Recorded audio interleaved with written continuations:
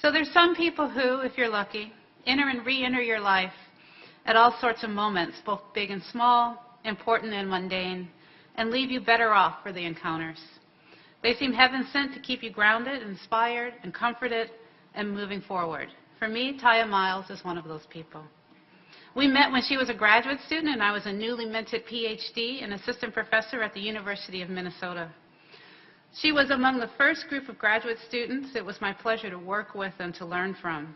We shaped each other in ways too entangled and multiple to ever be able to describe with any precision, but even so, Tiya stood out for the seriousness she brought to the task of uncovering and restoring the stories of forgotten peoples, especially Black and Cherokee women, both enslaved and not exactly free, and placing them into a fundamentally transformed American history of nation building and the high cost extracted from those who remained on the margins. What struck me most in those years watching Tiya struggle to piece together these stories and lives and narratives into her dissertation, Bone of My Bone, Stories of a Black Cherokee Family, 1790 to 1866, was her absolutely gorgeous prose. The profession was able to share my own delight in that prose, matched only by the analytical power of her analysis in her first book, based on her dissertation, Ties That Bind, the story of an Afro-Cherokee family in slavery and freedom, published in 2005 and awarded the Frederick Jackson Turner Book Prize, among others. Now, I was very far down on the list of folks on Tiya's dissertation committee at Minnesota, but still, I like to claim some credit and just a fraction of reflected glory. And this, it turns out, will be a repeated theme across our relationship. When I came to Michigan in my first year here, one of the first official things I did was to vote on Tiya's tenure.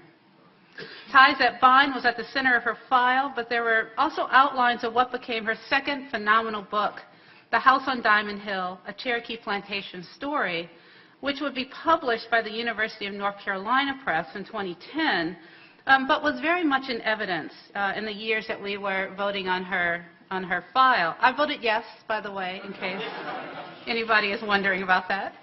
It was astonishing to me that The House on Diamond Hill represented an increasing level of scholarly achievement. It tells, again in prose to die for, a history of the Van Plantation, 1800 to 1839, in what is now North Georgia, but was once a Cherokee nation. Established by James Van, a Cherokee leader and entrepreneur, the plantation became the most famous in the region. In the first full-length study, reconstructing the history of Diamond Hill, Tiya narrates its founding and flourishing, its eventual takeover by white land lottery winners on the eve of Cherokee removal, and its later history involving both decay and, in the 1950s, restoration and renovation. Those of you who have read this wonderful book will not be surprised to know that she is an old house enthusiast. And there's a metaphor there, I'm sure.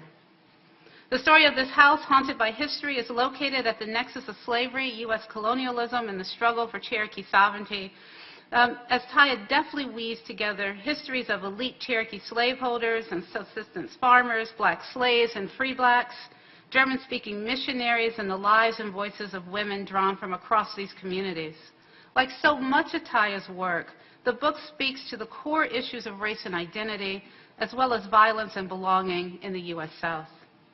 I've watched in awe as Tiya has continued to take her scholarship not only up, but out in multiple directions, in scholarly publications, and public intellectual work, in the classroom as both teacher and as student once again, when a new Mellon Directions Fellowship took her to Montana State University, as she put it then, to, quote, understand the degree to which an environmental consciousness is critical to the survival of these historically exploited and marginalized communities in the present and future. I was Tiya's chair as director of the Center for Afro-American and African Studies, and she was my chair for the following 3 years as she became head of the then fully transformed Department of Afro-American and African Studies as CAS became DAS. While she is determined that doing administrative work is not really her thing, and honestly, there have to be some things that you don't do well and leave to the rest of us, I think she did a great job and left the department stronger than she found it, and what more could one ask? In the years since, Tiya has continued to rack up publications, honors, and accolades. No one needs to tell us members of the Tiya Miles fan club that she's a genius. The MacArthur Foundation came late to that party and didn't quite manage to understand that Tiya is not only a genius of the mind, but also a genius of the heart. And now she has written a rich and important book on Detroit, my hometown, once again, reflected glory. And the subject and object of so much of my own work. Though a century and a half later than the stories told in her The Dawn of Detroit, a chronicle of slavery and freedom in Detroit, of the city of the Straits, 1760 to 1815. Part of what gathers us here this afternoon is a celebration of that fine book's publication as part of the Detroit School series, which is now in its 5th year, as a project that brings together urban planners and sociologists and historians and others to explore the unique history and present of a city that always seems to be in the process of becoming. When we were asked to consider combining with not only the Detroit School event, but Tiya's Distinguished University Professorship Lecture and the Clements, we jumped at the chance. This is a really nice gathering of people from across Tiya's worlds to bring together. Words really cannot convey the gratitude I feel for Tiya's work and her friendship. And what an honor it is to stand here and to do this introduction, entangled once again. So, very formally, Tiya Alicia Miles is, yes, the Elsa Barkley Brown Collegiate Professor of American Culture, Afro-American and African Studies, History, Native American Studies, and Women's Studies. She is also, go Tiya, Mary Henrietta Graham Distinguished University Professor, the author of Dawn of Detroit, woot, the partner of Joseph Gaughan, the mother of 3 children, and a human companion to what she describes as a motley crew of pets. Unbelievable. While being a valued colleague to so many of us here today, she's also a humanist, a womanist, a force, and a true friend. Thank you so much, and welcome, Tiya.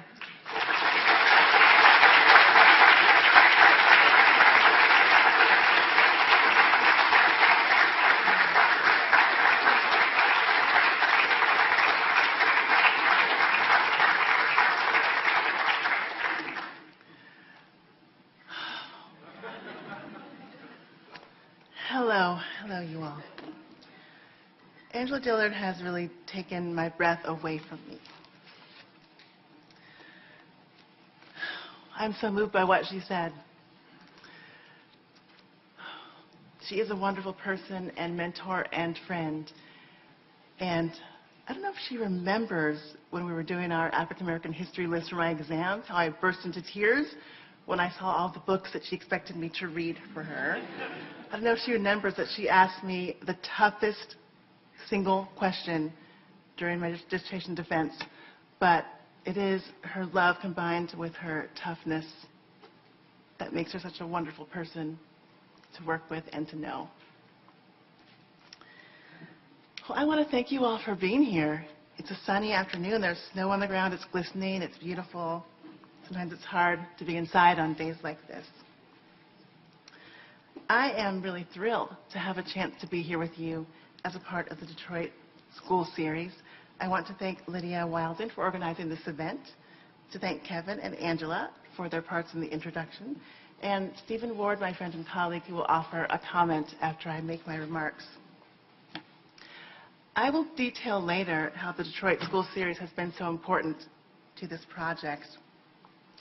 And I'm also thankful to the Clements Library for co-sponsoring this event, to the Eisenberg Institute for Historical Studies, the College of LS&A, the Provost's Office, and the Mellon Foundation for supporting my research while this book was in progress. So today I'll be sharing some highlights from the book titled The Dawn of Detroit, A History of Slavery and Freedom in the City of the Straits. And also some insights about the process of how the book was shaped. This book, more than any other that I've written, was absolutely crowdsourced.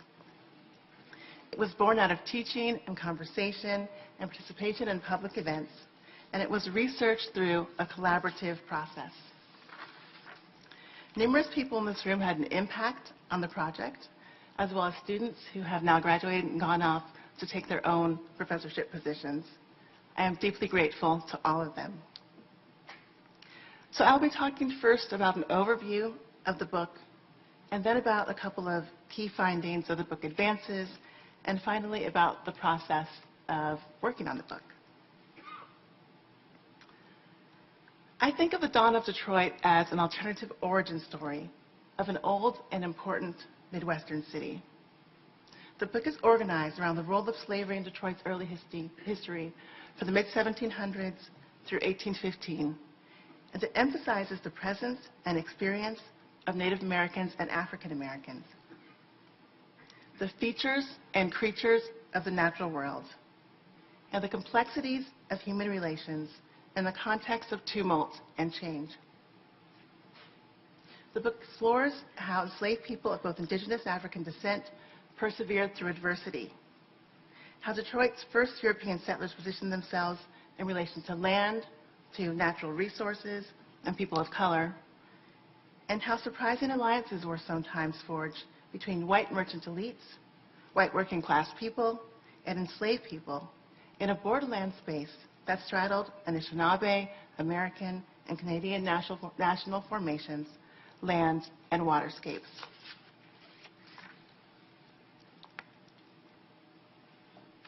The book allows us to see Detroit's beginning and industrial age progress in a different way, and to recognize some of the city's invisible ancestors. Particularly relevant to our location here, what happened in Detroit didn't stay in Detroit. Pressure from merchant elites and Michigan territorial leaders and officials in D.C. led to the dispossession through treaties born of histories of violence of Potawatomi, Odawa, and Ojibwe people in and surrounding Detroit, and later across the state, including our corner right here of Ann Arbor. The influence and wealth of some of Detroit's earliest merchant slaveholder families contributed to the enslavement of a number of people and the establishment of the University of Michigan in 1817. The state of Michigan, its principal city of Detroit, and our university gained because of the losses of generations of Native and Black families. This book advances three rather straightforward arguments.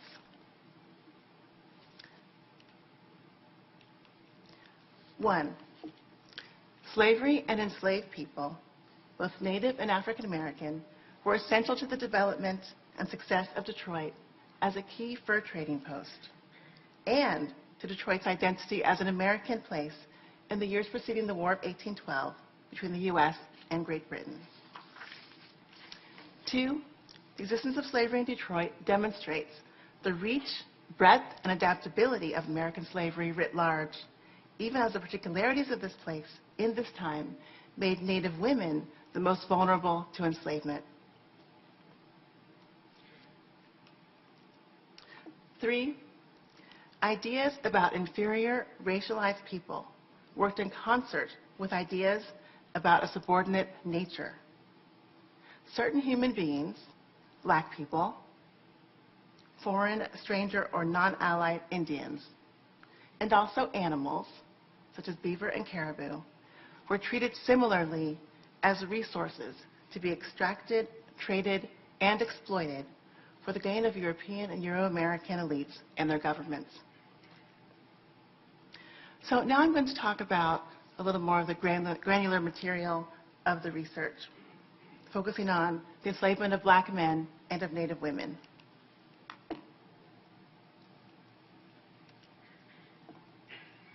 There were two kinds of slaveries functioning in Detroit in this period of the 1700s and early 1800s.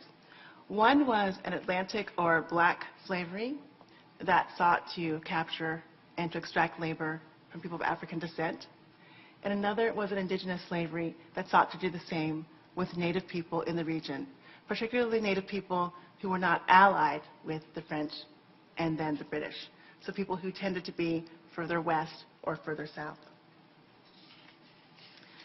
This enslavement of black people and Native people all centered around the fur trade, the chief economic activity of Detroit at the time.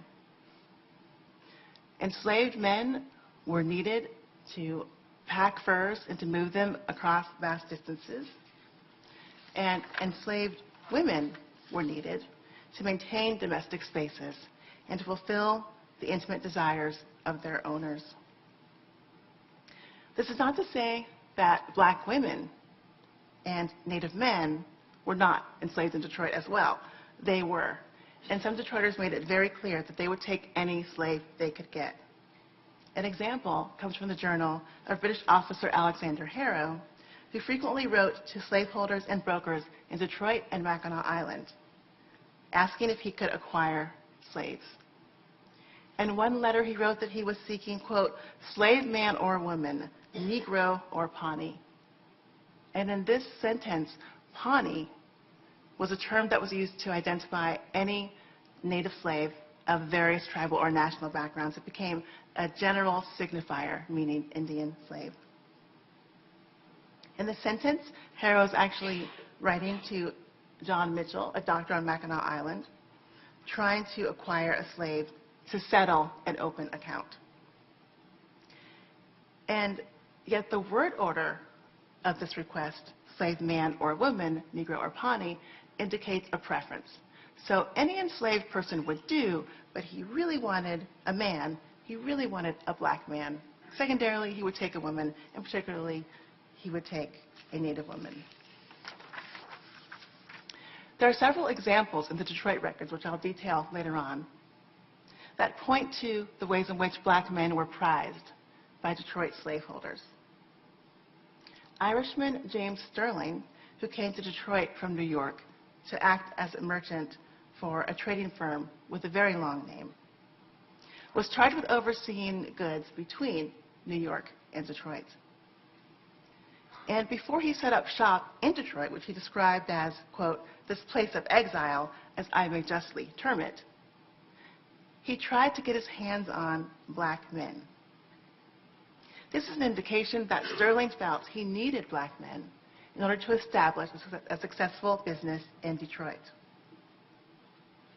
Sterling wrote to merchants Finn and Ellis in upstate New York, and the company owners wrote back informing him, we have tried all in our power to procure the Negro lads, but it's impossible to get any near your terms. No green Negroes are now brought into this province. We can purchase Negroes from 80 pounds to 90 pounds, and Wentons from 60 pounds to 70 pounds. If such will be acceptable, advise, and you shall have them in the spring.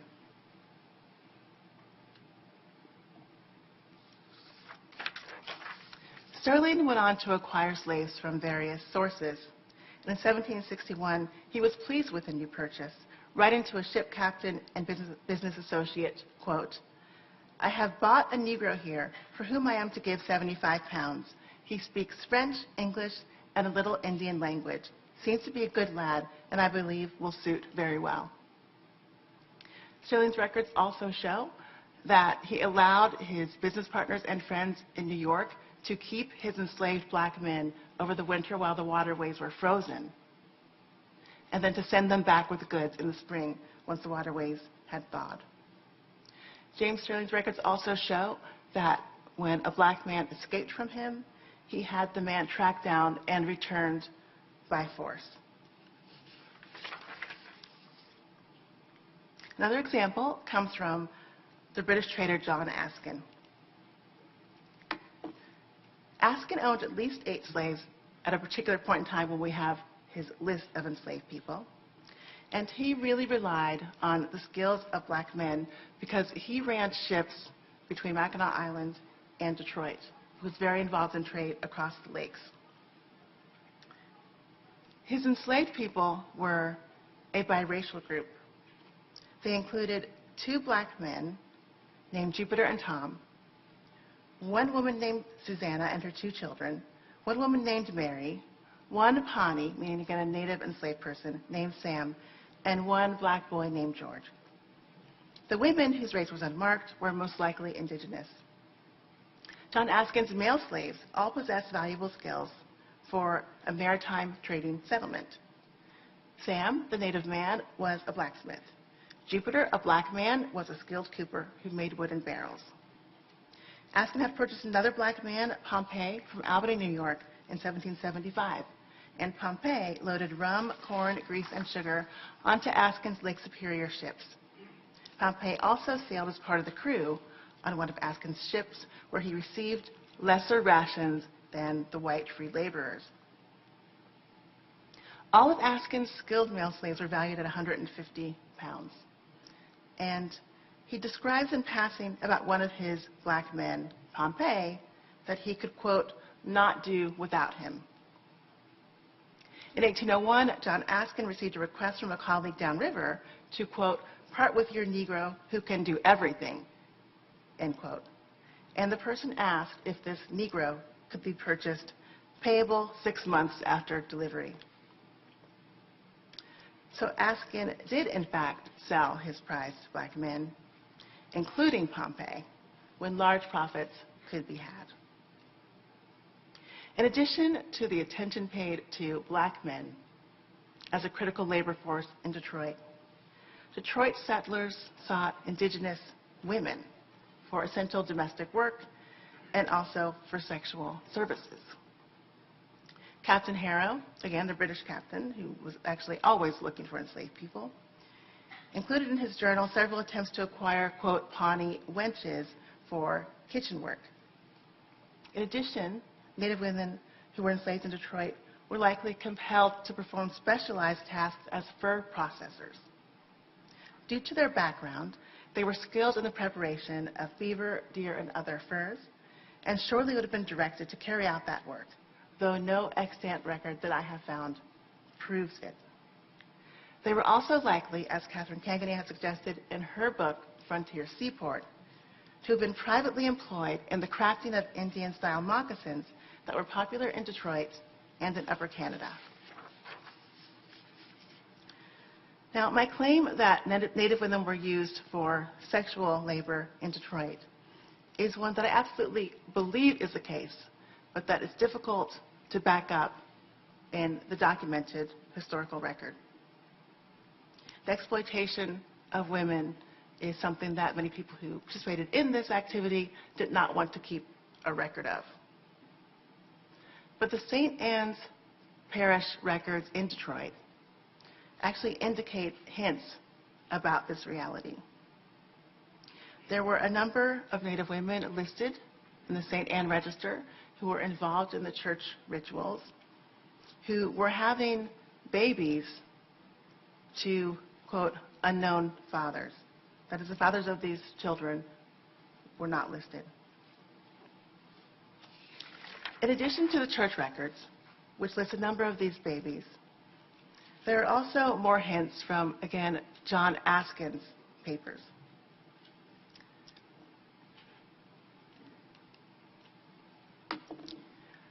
John Askin writes about his native sexual partner named Monet or Monette, with whom he fathered 3 children before freeing her in 1766. And it is his letter of manumission that actually tells us she was enslaved by him. In freeing her, he said that she was then free to do what she wanted, and she then disappeared from what we have of the historical record, leaving her children that she had with him in his household. It's not clear what Monet's tribal national background was, but she was probably Odawa. Later on, in 1778, Askin wrote to a colleague of his saying that he, quote, needed 2 pretty Pawnee girls of from 9 to 16 years of age. The attention to the girls' appearance in this purchase order suggests that they're intended for ornamentation and/or sexual service. Also from Askin's records, Askin reached out to a friend of his, Charles Patterson, to let Patterson know that a native boy, who everyone claimed was Patterson's son but Patterson, was about to be sold to the Odawas. The boy's mother was most likely an enslaved Native woman. Askin offered his friend the chance to get the boy back by trading, quote, an Indian woman slave for the child. I've often wondered if this person that Aspen was willing to trade might have been the boy's own mother. Native American women make up the largest subgroup of slaves mentioned in the St. Anne's records in Detroit. And most of these entries take the form that I have mentioned, like this 1790 notation. Quote, Michel, born to a Pawnee of Jacques Peltier and an unknown father. The Canadian historian Marcel Trudel counted 167 illegitimate babies birthed by enslaved Native women in Detroit, which led U.S. historian Carl Eckberg to argue in a study of French Illinois and Louisiana that the mixed-race quality of French towns in the present-day Midwest was actually shaped through sexual coercion. This is a difficult statement to make and difficult reality to look at because a number of our histories and, in fact, the ways in which many people, including Native people, think about Native and French interactions in this period point to consensual relations. The idea that many relations may have been non-consensual and that mixed race and mixed cultural families could have been born of sexual assaults and abuse shifts the picture of what we can see in the Midwest. I found it nearly impossible to detail the lives of these women that I'm referring to because no source describes them with any specificity. They're often mentioned once or twice in passing. Perhaps their name will be included. Their nation of origin is rarely included. And there are no narratives that tell us anything about their biographies, let alone their inner lives. There was one story that stood out from these records that had a few sentences attached to it. And this is a story that I tried to think about in terms of symbolizing this larger blank space that is Native women's experience in Detroit. This was a story about a woman who, an unnamed Native woman, who gave birth to a baby named Marie Joseph with the aid of a midwife. This Native woman was enslaved and she was imprisoned at the time that she gave birth. There was a conflict over who should actually acquire the baby because the baby had been intended to go to the commander of the fort and instead was given to the master gunsmith.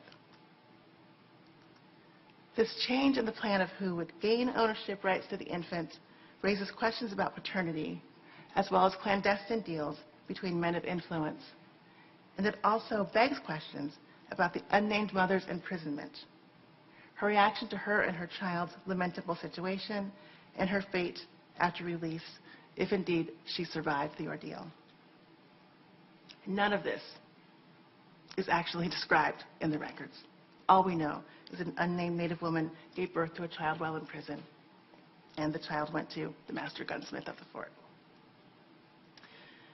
The abuse of Native women in Detroit seems akin to me to what is known as the fancy trade in the slaveholding South, which was a type of slavery that delivered eroticized groups of people, mainly women, especially of a particular look, for a sexual market.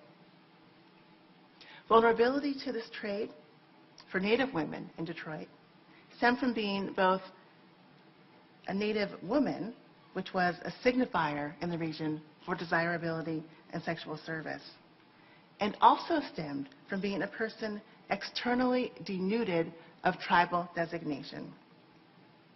So that is, many Native women would not be in this situation if they were attached to their nation of origin. It was women who had been taken in conflicts, who had been taken captive, who were separated from their home communities, and then had their tribal names stripped from them, that then were put into this generic category, Pawnee, and deemed eligible for enslavement. While black slave family groupings of fathers and mothers and children can be traced in the Detroit records, Native slave family groupings are much harder to identify. Enslaved black women, when they appear, seem to have been permitted to form families with other black enslaved people, and sometimes black women were actually imported to be coupled with black men as a way to maintain control over black men. But Native women, on the whole, seem to have been compelled to be with white men. Native women and Native men in pairs and couples with families are very difficult to find. I think that I only saw one in all the records. In the outpost town of Detroit, where the trade in furs was paramount, European settlers adopted and adapted indigenous and Atlantic slaveries to ground and develop their settlement. Through the possession of black boys and men, they furthered the material and physical needs of the town, the building of infrastructure, the growth of agriculture, and especially the smooth operation of trade. Through the possession of Native women and girls, European settlers maintained the domestic spaces of their households, serviced emotional and sexual desires, and created points of access to Native communities for trade. Even as the Europeans sought to acquire red and black slaves and to insert them into varying categories of need, they could not fully control outcomes in a sparsely populated area, isolated from the European political centers and surrounded by Native communities. These Native communities, it should be noted, still held significant political and military influence in the region and will continue to do so well into the 19th century.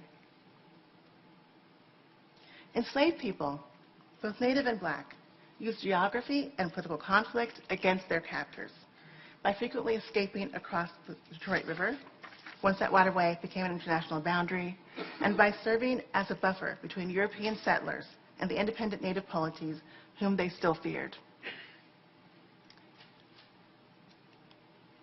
The early 1800s ring with escape attempts, failed pursuits of runaways, and freedom suits in the Michigan Territory Supreme Court. Rarely, enslaved black men and indigenous women married one another, creating families that thwarted the intentions of slaveholders to reduce black men to trophies and train cars and to objectify Native women as sexual servants. The history of Detroit, of fur trade towns, and the Old Northwest is, like most of U.S. history, stained by slavery and the havoc it wreaked. The narrative that we can tell here is broader than the French and the Indians, more varied in spectrum than red and white, and as gendered as it is raced.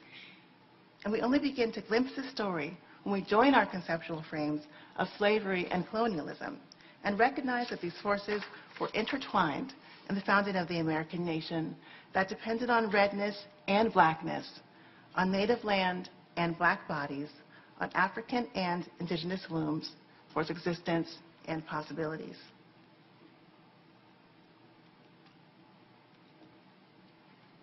So now with that overview and a sense of what it is that the book discusses, I want to talk about process and how the book came about, because this was a really unusual project for me.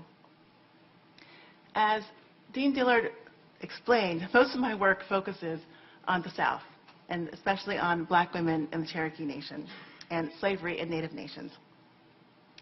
And I recall being in graduate school, taking a seminar in Native American history, and reading a huge book on the fur trade. I mean, it was huge, like 800 pages. Trigger, right, Michael? And I thought to myself then, I will never work on the fur trade.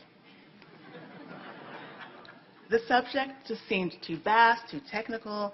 It was steeped in all these details that I knew I would never understand. It had to do with canoes and portage routes, distances, measurements, pelts, weights, exchange rates, and an array of what to me were unfamiliar French terms. So why did I end up writing a book about a fur trade post and signing up for French lessons, which I failed in abysmally? It started actually with the local history project. I was teaching a seminar in the Department of Afro-American and African Studies on slavery, and I wanted the students to have the opportunity to learn about our own region. So I booked a tour for us that was organized by the local Washtenaw African-American Cultural and Historical Museum. At that time, they didn't actually have a building, but now I believe they are working on renovating a building on Pontiac Trail. So that tour took students, and me, luckily, right along with them, to various sites of the Underground Railroad in Ann Arbor and in Ypsilanti. And that led me to an interest in the abolitionist Laura Smith Haviland, who lived in what is now Adrian, Michigan. Around the same time that I was studying Laura Smith Haviland, the University of Michigan began a cross-departmental search to look for scholars of Detroit and urban studies. And Margie Dorr of Taubman College, Angela Dillard of the Residential College, and other members of that steering committee began a series of conversations to try to think about whether or not something called the Detroit School of Urban Studies could be conceptualized. They were thinking about how Detroit could serve as a jumping off point, a point of inspiration, a model, a problematic for thinking about American cities and other locations. So I started sitting in on these conversations with colleagues in urban planning, history, art and design, and the School of Natural Resources and Environment, which is now SEAS, it has a different name, and listen to people who are examining questions about city politics, racial politics, community activism, social welfare, and food deserts, really in the present day and in the 20th century. This initiative led to the Rackham-funded graduate student series, the Detroit School Series, that we are now all a part of by being here. And the conversations were all taking place at a time when there were bombs dropping, rhetorical bombs, figurative bombs, dropping about Detroit, it felt like constantly. There were revelations about the former mayor's wrongdoings having to do with text messages and the misuse of funds. The city declared bankruptcy in 2013. There were several releases of popular journalistic histories about Detroit that took on an expose style. One had the word autopsy in the title, so Detroit is dead, right? And there were publications and documentaries that featured mournful photographs of dilapidated and abandoned buildings, rendering Detroit as an ancient ruin and as a place whose time had passed.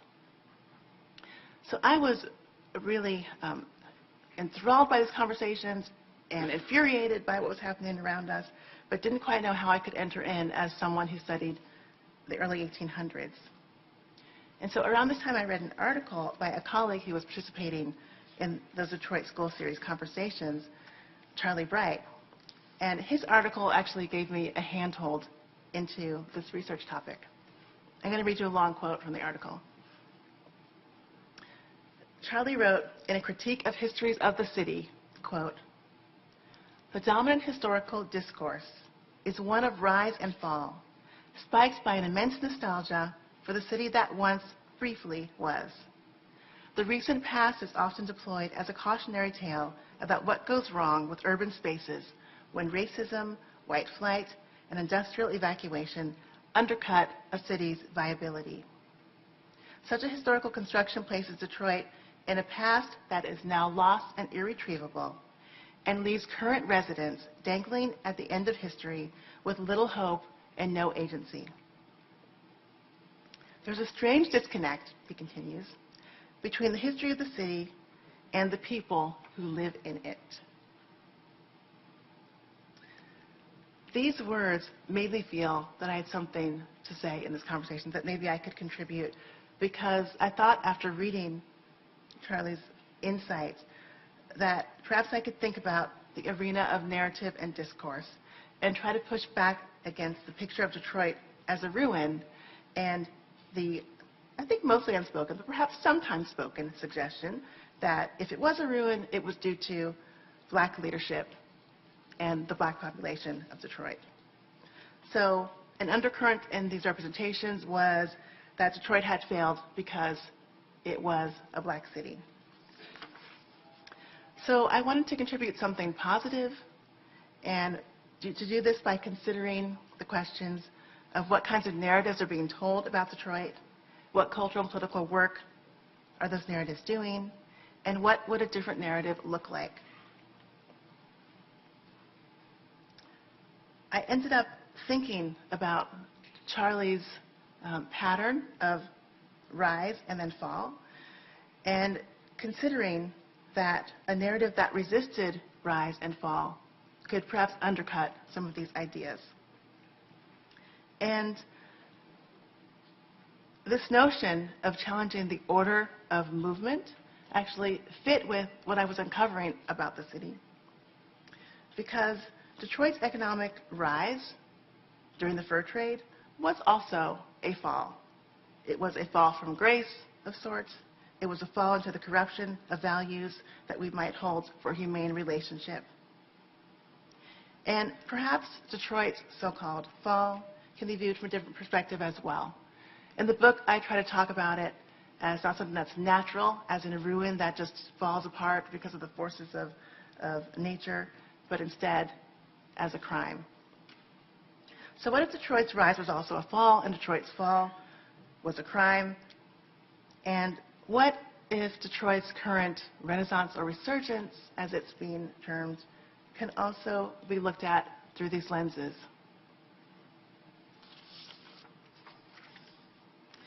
To try to get at this angle of the project, I talked with a number of people to test the feasibility.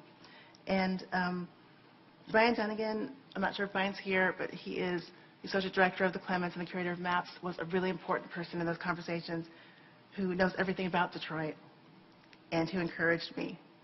Terry McDonald was then the Dean of LSNA and is now the Director of the Clements Library.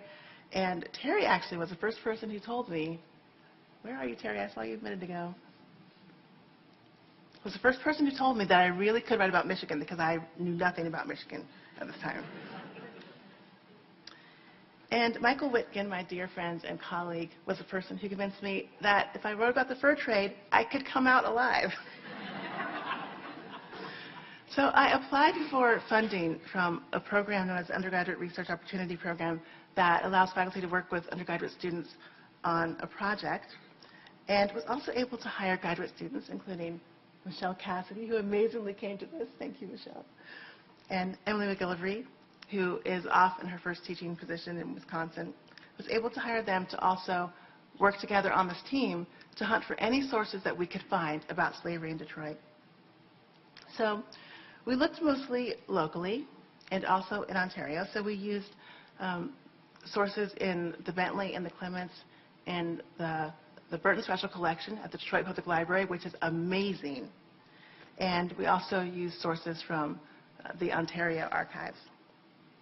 And we looked mostly at Detroit merchants, their manuscript collections, and especially their account books and probate records, Michigan territorial Supreme Court cases pertaining to freedom suits, and also court cases about local disputes involving enslaved people, the papers of Augustus Woodward, the Chief Justice of the Michigan Supreme Court, the journals of British soldiers, French, British, and U.S. censuses. Oh, let me back up and show you. This is actually a list from one of those manuscript collections of Detroit slaveholders. This is the Macomb slave ledger. And we looked at censuses from the French, British, and U.S. periods. We looked at Catholic parish records and Moravian church records because the Moravians were in the Detroit area for a time under duress. And we looked at letters and reports of Detroit residents and military personnel. Together, the students and I presented our research at the Michigan History Conference, and we created a map to mark sites where we saw important events having to do with slavery in Detroit unfolding. And I want to briefly take you to our website.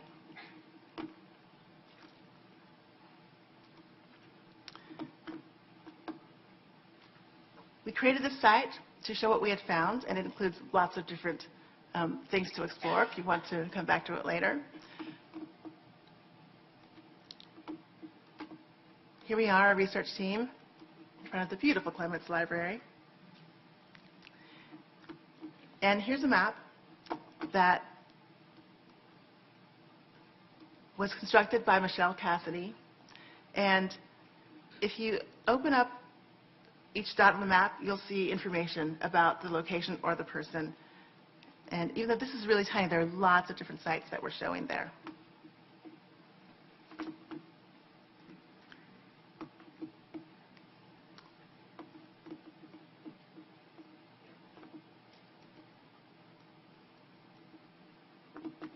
Excuse me, I'm trying to get back to the single slide.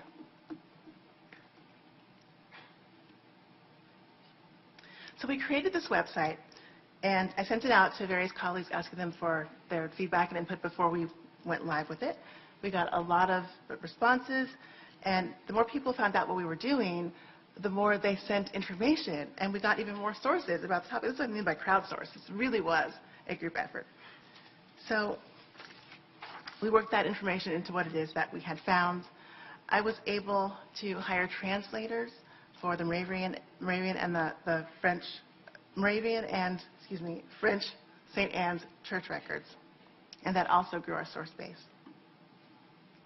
The first thing we realized as we looked at our sources was what I've already shared with you. That is that Native women were the largest population of enslaved people in Detroit, and that these women were often listed without reference to their nation of origin.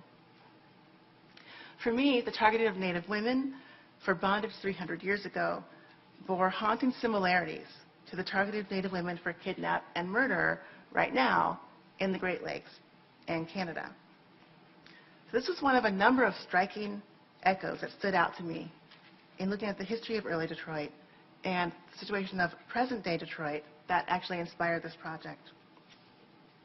So as I turned to thinking about how to write the book, I wanted to construct a way to include a present-day conversation that was subtle and wouldn't take over the narrative of the past. And this was really tricky. And so I asked my friend and colleague Stephen Ward, who is faculty member in Afro-American and African Studies, the residential college, and the founding director of the semester in Detroit, to meet with me and just talk with me about his current work in Detroit. That was an incredibly illuminating conversation, because when I asked Stephen what were the key problems that he saw in Detroit today, he said land and water. And land and water were key issues that I saw in the research on early Detroit. The critical importance of dispossessing Native people of their land to the French, to the British, and to the Americans.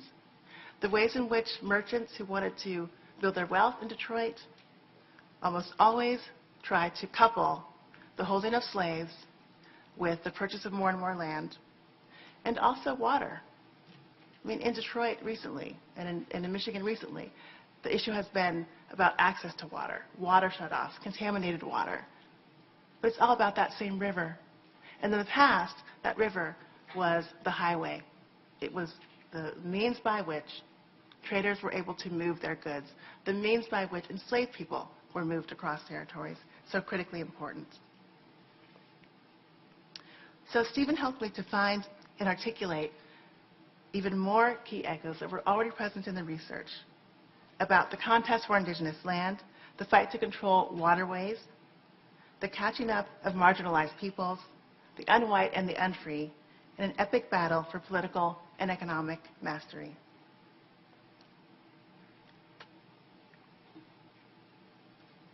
So I have one final thought for you, and I will share this thought in approximately 4 paragraphs. How does the narrative that I constructed out of these many influences and more enter into and interact with public ideas about Detroit? Because that's why I started this book project, to interact with the public conversation. That was the sole purpose for doing it. I think and I hope that even with the complexities the book reveals about corrupt motivations and abuses of power in the city, that it nevertheless offers a picture of hope and resilience.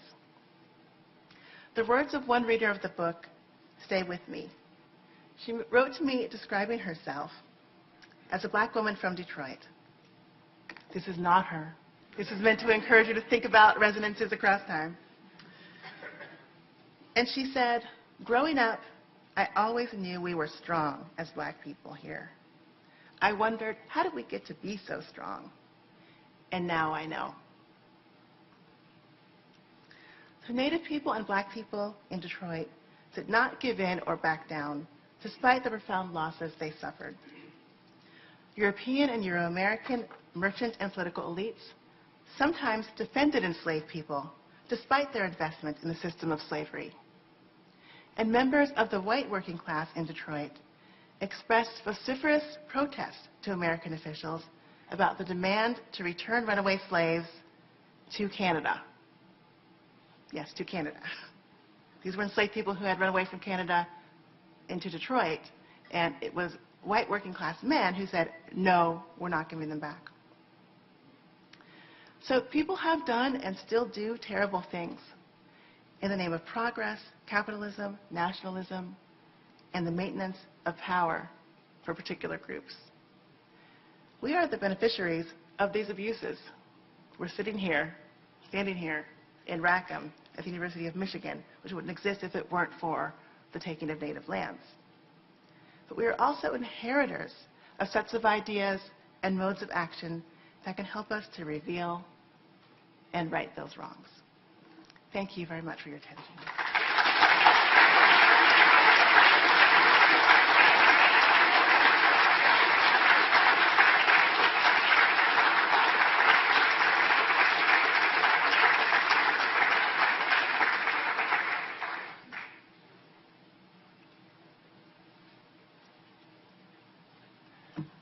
Thank you, Tiya.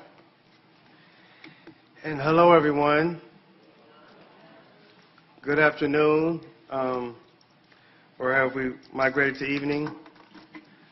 So, my name is Stephen Ward, who, as you just heard, I am a colleague of Tiya's in DAS, the Department of Afro-American and African Studies. I'm also in the residential college. And Tiya and I actually arrived here about the same time, I think the same semester. And while that may seem like an attempt to claim some of the refracted light that Angela spoke of, I actually mention that because it's of some consequence for one of the points I want to come to in a moment. So my task is to give a brief comment that will launch us into questions. So I'll be here for a moment, then I'll move aside, Tiya will return, and Lydia and I will help if need be. We'll help to get the mic around and get questions going. So I don't have any particular questions I'm going to raise, but I want to present some comments around themes that Tiya presented for us around stories, rivers, and histories. First, let me say that I'm going to resist my temptation to ask a question, to ask how many people have read the book. But I will assume that some have read it, many others will. So for those who have and those you already know, those who will, you will soon find out the book is beautifully written. In addition to that, I would point out, emphasize the ways in which stories are multiply and engagingly and thoughtfully presented throughout the book. Some stories are challenged, others are brought forth. For instance, the story of Detroit and the Underground Railroad, which Tiya gave us a sense of, but I will also be issuing many invitations for types of questions you might ask. So I'm sure she could say more about this. But the story of the Detroit and the Underground Railroad is somewhat challenged. Tiya presents a challenge to that. Also, just the founding of the beginning and the emergence of the city of Detroit, as well as more familiar stories of Detroit as located primarily as a 20th century boomtown. As well as challenging some stories, she brings forth other stories, such as the story of the unnamed Native woman that she told us about, also the story of the Dennison family, and, including Elizabeth Dennison, who we saw pictured right before this one, I think, if I recall correctly. There are also plenty of origin stories, right? Tiya gave us a lot about the origin stories of this book. This also engages origin stories about Detroit. And I'm thinking of origin stories broadly defined, not just at the initial point of creation, but creation and recreation. She also spoke to us today, and the book very much does speak to, but grows out of the origins of the Detroit School Series and the broader intellectual community of which it is a part. So, back to the origin story of the book. So again, I'm stretching this broadly, the concept of origin story. One dimension or element of the origin story is the book's launch. So I know we are here today launching the book, but can we call this the Ann Arbor launch of the book? Because about a month or so ago, she also had a Detroit launch for the book. And that took place at the Source Booksellers, a bookstore in Detroit on Cass Avenue. C-SPAN was there, they recorded it, so I'm resisting to ask the question, but I imagine some of you may have seen it, but you can go online and see the program, really nice program where Tiya talked about the book and launched it in Detroit. And I would encourage those to go, if you don't get the book here tonight, then you still need to get it from the Source Bookstore, or if you want another book, go to the Source Bookstore as well. I was there the other day having a conversation with the owner of the bookstore, Janet Jones. And she said, in the course of this conversation, which was about stories and narratives, she said she's a little uncomfortable with the word story, using story. And that's because she recalls, some of us in the room may also recall, a time when people use the word, certain particular communities, black communities, use the word story, saying that's a lie. So if you were saying something that seemed to be a tale, someone might say, "You a story," or "Stop telling stories." So that's still part of her working with the word, and so she said narratives or other ways to talk about stories that are more comfortable for her.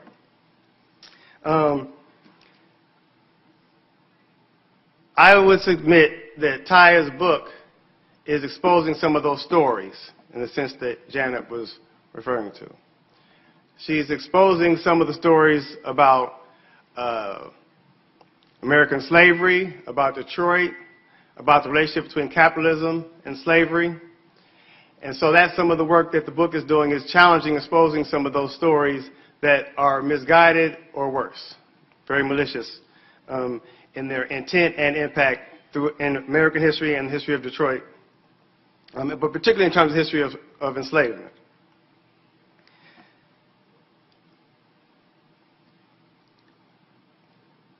She's also rewriting some stories. And so what I'm saying is just kind of highlighting some of the work that she's done. You get a sense from it here, and I think the question and answer conversation can add something to that. So, in a sense, as the title suggests, she's rewriting the story of the dawning of Detroit, not just its founding, but including its founding, but different moments in the first couple centuries of its history. Towards the end of the book, she does turn to that moment of its founding. Actually, in the beginning of the book, and then again at the end of the book, she turns to the moment of Detroit's founding in the year 1701. And so, implicitly, in some ways explicit throughout, but certainly in its conception, the book is implicitly calling us to question that date as the beginning of Detroit's history. So, the evidence we have is that something called Detroit was founded in 1701. But there's plenty of evidence in Tiya's analysis as part of that, which could call us to recognize that what was created in 1701 and recreated in the coming decades and centuries bears some but not a direct relationship to what came later.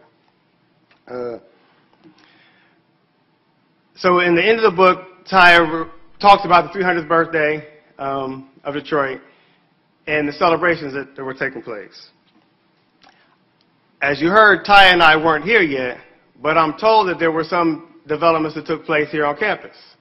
And some of the people who have been mentioned, Margie Dewar, Charlie Bright, others in the room, were part of those celebrations, part of those activities. And my understanding is that the recognition of Detroit's 300th birthday in 2001 here on campus led to consolidated efforts among those who had academic and teaching interests in the city of Detroit. And in fact, the position upon which I was hired, and which has some relationship to the position upon which Angela Diller was hired, I understand grew out of those. So I'm saying I understand because I wasn't here this is an invitation to Charlie and Margie and others to talk about that as they see it relevant here. So I would say it's relevant here in a few ways, one of which is the article by Charlie Bright, which Tiya referenced. And the passage she read to us is from the final chapter, well, the essay which concludes the book, after the conclusion. And that passage was from an essay that he wrote about experience Charlie had in collaborating with Mosaic Youth Theater in Detroit on a history and theater project dealing with the history of the Black Bottom neighborhood. And it ended up focusing on Hastings Street. Black Bottom and Hastings Street, because of urban renewal and actually the freeway, as well as freeway construction, no longer exists. So the discussion of histories and lost histories and how we recover histories, which are part of this book, part of the presentation that Tiya gave, were very much a part of the actual text, but also the material, the intellectual work, the relationships on campus and with people in Detroit, out of which all this came about. So the origins of the book, stories about the city's beginnings, and of this intellectual community that we are a part of right now are all bound up together in quite exciting ways. And this book is a wonderful entry point into those. So I promised that my brief remarks would be about stories, histories, and rivers. That's a bit of misrepresentation. It's really just one river, talking about the Detroit River. But in another sense, I'm talking about rivers in a multiple sense. Because in reading Tiya's book, I was reminded over and over again of a book titled There Is a River by historian Vincent Harding. In the beginning of the book, that occurred to me. And then again, at different points, and then particularly at the end of the book, in the penultimate page of the conclusion, where Tiya writes this, speaking of the Detroit River: "We can rely on that river now as a road to history, even as residents in the past rode across it to survive." So there's a literal and also figurative or metaphorical sense of what the river is there in her rendering, with an invocation towards the struggles of enslaved peoples in the past and the continued struggles of residents today. And that spirit was very much part of that book, which I just referenced, by the historian and activist Vincent Harding, his 1981 book titled There Is a River, The Black Struggle for Freedom in America. And he used the river as a metaphor for the ongoing struggle of African Americans, saying that the river at times is moving fast, other times it's slow, but it's always there. And the various efforts that we all contribute flow into that river. So that metaphor has always been alive for me, and it was reactivated in reading this book. And that sensibility that Vincent Harding was writing with, I read in the book and heard in Tiya's presentation, particularly the way she closed the presentation today. Harding's book was meant to challenge the historical conventions and standard thinking about African Americans not having a culture and history of resistance. And in a parallel way, and so trying to give a different story, a different narrative of African American resistance. And in a parallel way, Tiya's work overall, in this book in particular, is asking us to see African American and Native American stories and histories not as separate, but as together, as interrelated, and together giving us a richer sense of the history that we all are inheritors of. So I want to close now on one final note on the river, and that is on a new publication titled River Wise, which is a magazine being published by a collective of activists, artists, writers in Detroit, who are, in their own way, doing the same thing that Tiya, at the end of her presentation and particularly at the end of her book, called us to do, which is to draw on this history, to engage the conversations informed by that history, to see how we might make the world a better place today. So I invite you to find copies of River Wise. I have a few copies with me now, but before that, I invite you to please engage Tiya and all of us with some questions about the work she's done and how it can enrich our intellectual and perhaps political lives. Thank you.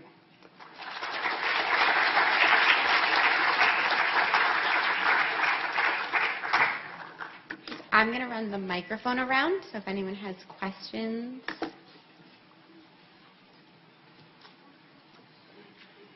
Oh, you're far away.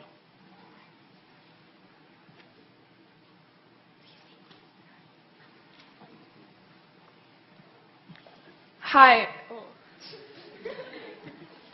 So I have a question about something that you said while you were speaking. You said, like, Detroit's rise in the fur trade was also a fall from grace, and that fall was a crime, and how, like, and you said we can look at Detroit's new resurgence, like, through those lens. I was wondering if you could explain that a bit more.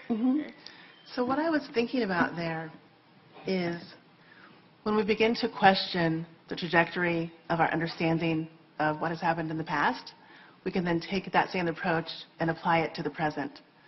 So if the rise wasn't really a rise, or at least was a very complex rise simultaneous with the fall of particular kinds of people into devastating circumstances, then what we're seeing now, that may be called a resurgence or a rise or a renaissance, might, probably does, I think it does, have similar kinds of undercurrents and contradictions wrapped up within it.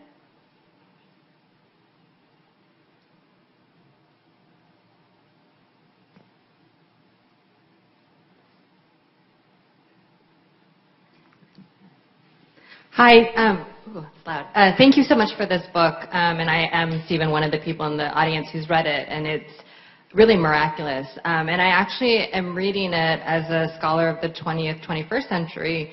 But I'm really struck by how you draw this as a study of borderlands so beautifully. And I was actually, so Stephen thought of, there's a river. I was really thinking a lot of Gutierrez's Walls and Mirrors, and so what happens in 1848 when the Treaty of Guadalupe Hidalgo is signed, and kind of this idea that history is written from above, and that these definitive parts and points mark, and then from the way forward, this is how it looked. But what you did so wonderfully is really bring this granular understanding of the difference between the lived reality and the legislated reality. And I guess I don't really have a specific question, just wondered if you've been thinking at all of how in the 21st century we might be able to think through the notion of Detroit as a border city. And so what does a border cities analytic or a border studies analytic enable or allow today? Thank you for the compliment and also for the question. My first way into that is to again point to the issue of slavery and to point to the issue of contemporary slavery. I tried to delve into this topic just a little bit for the book because I really couldn't separate my thinking. And what seems to be the case is that Detroit's location, again, on an international border, its connectedness to Canada and to also various highways that go across the nation, makes it a place that's of interest to human traffickers. So in that way, as a contemporary border city, Detroit stands vulnerable, just as it did in the past, to abuse because of its location. I would like to think that its location on the border today can mean new kinds of possibilities for pushing back against certain kinds of formations. But our borders are becoming more policed, and we're not in an era anymore when people can just cross the river without paying quite a price. I went to the Detroit Boat Club to take a tour, just to kind of get a sense of the place on Belle Isle.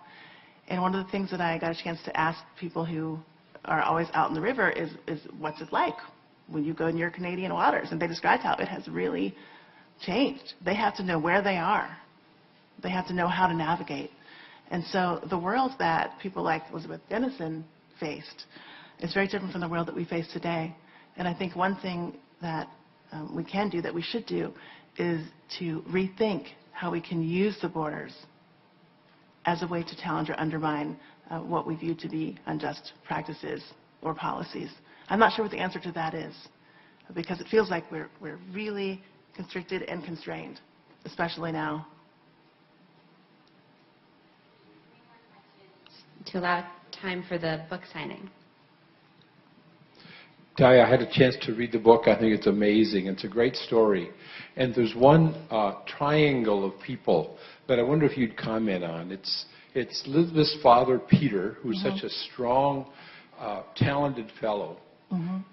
And Elijah Brush, who seems to be sort of enigmatic, both holder of people in servitude, but also the lawyer who brings a case. Yeah. And then Augustus Woodward. The triangle seems to apply a little bit to dynamics in our current society. You've got an extremely talented man in Peter Dennison, black man, who uses the assistance of a lawyer to try to get his own freedom, and with some level of success. And then what happens in the legal system even today, Augustus Woodward comes out with this crazy, a bifurcated decision that frees some of his family but not the rest. And that seems to be what's going on today, which is you've got talented individuals sometimes coming to law with mixed results. Is that too much of a stretch, or is this applying this triangle to today as well? Well, thank you for the question, Don. I mean, I can't go into the law the way you can, but let me just give people some background and then see if I can take some kind of pass at it. So this is a story that I talk about in the book quite a lot, but I didn't talk about today. And it has to do with this woman's father, who was enslaved and married to an enslaved woman named Hannah. When the family brought their case to the Michigan Territorial Court trying to get freedom for their children, they actually they didn't succeed, at least for themselves. Judge Augustus Woodward decided that people who had been enslaved prior to the American occupation, so prior to the Jay Treaty, would remain enslaved. And it was only people who had been enslaved after 1796 who would be able to gain their freedom. So this meant an effective division of the children of this family. Some would be enslaved, one would be freed. And so the family then ran away across the river to Canada. Dramatic things then also ensue, in which the territorial governor of Michigan, William Hall, decides to recruit Peter Dennison to lead this military force known as the Black Militia or the Negro Militia. And Peter Dennison then recruited a number of enslaved black men who had fled Michigan to Ontario. He recruited them to come back to Detroit and to work with him in this militia to defend Detroit against a feared Native American attack. So many layers to that I try to unpack in the book, because on the one hand, Peter Dennison as a black man was being given a very rare amount of respect and leeway, being appointed as the head of this militia, being given arms, being given permission to drill with his company right there, actually in full view of their former owners across the river. But at the same time, the purpose for this force was to try to, quote, defend against a Native attack, which actually was not coming, and was all bound up in stereotypical ideas of Native people as wild and as assailants who could strike at any moment. So a mixed story. The interesting thing about this story, too, is that Elijah Brush, the person who defended the Dennison family in court, also availed himself of slave labor. So I think that what I would say that I see is familiar between that story and what's happening now is all the different layers of complexity that make it so difficult to tease out where anybody stands, what they have at stake, and why they're doing what they do. That's the connection that I would draw. That no decision, no action is ever crystal clear, it's never pure, it's never motivated in a way that we can see as being transparent. Question?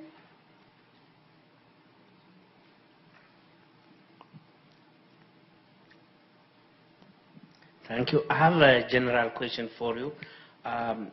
You work on a topic very close to you, your heritage, your society, and I was wondering if you can say something about the challenge and the opportunity of working on one's own society or cultural heritage. And secondly, how do you find time to do all these things? I mean, genuinely, seriously, I mean, with academic commitment and, with social commitment. Thank you. Thank you. Thank you for both questions. I think that the challenges of being perhaps geographically close to a topic, maybe emotionally close to a topic, is similar to the challenges of being distant from a topic. And that is that we stand in positions that give us different kinds of visibility and lead to different kinds of investments. So for me, it was a boon to really care about this topic. It was a benefit to be able to go to the Detroit River with this amazing group of students and to look at that waterway and to actually feel a sense of connection to the place and to the history. I mean, I really can't explain the way it felt being there. So the students and Elizabeth James, who is program coordinator in Afro-American and African Studies, and I went down, and the first thing that we felt was just how close and intimate the space of Fort Detroit was. I mean, you actually saw it a little bit in the first image that I put up. But to go there and see how it maps onto the streets and realize it's like this big, and that free people and enslaved people, French people, British people, white Americans, African Americans, Ojibways, Odawas, Shawnees, Potawatomis, Miamis, Meskwakis, everybody was right there, having to interact with each other, dealing with different relations of power, and constantly feeling under threat from various folks that they thought were going to do them harm. So that was an immense benefit, to be able to go there, to go to the place, to talk with people who live in the place now. I mean, I will never forget what it was like to be with Beth James walking those streets and to hear her talk about, you might remember this too, Michelle, that her sister had lived on Brush Street. And we were standing on Brush Street. And she was saying, I can't believe it. I've been to the street, been to my sister's home so many times. I never knew I was in a place where a slaveholder used to have his farm. So that is one of the beauties of proximity. But of course, proximity can lead to blind spots. And I know there are many in my book. I mean, it can be argued that one weakness of my book is how close I am to it. That is, that I had a particular project in mind. I did not want to write a book that would disparage Detroit. I don't know if it does in the end. I mean, slavery is dirty laundry, right? You know that feeling of putting out your dirty laundry. I hope it doesn't. But the point I'm making is that I went in with that kind of a commitment, which definitely shaped what it was that I was going to do. In terms of your second question about finding time, I think the most important aspect of finding time is having people that you can rely on to support you. Is having family members, relatives, friends who can be there for you and allow you to do the work. This is, by the way, another benefit of doing local research, you all. If you have small children, it's easier to put them on your back and head on out. I think that brings us to the end of our time. So thank you again, Tiya. Thank you all for coming. Thank you. And for those of you interested in having your book signed,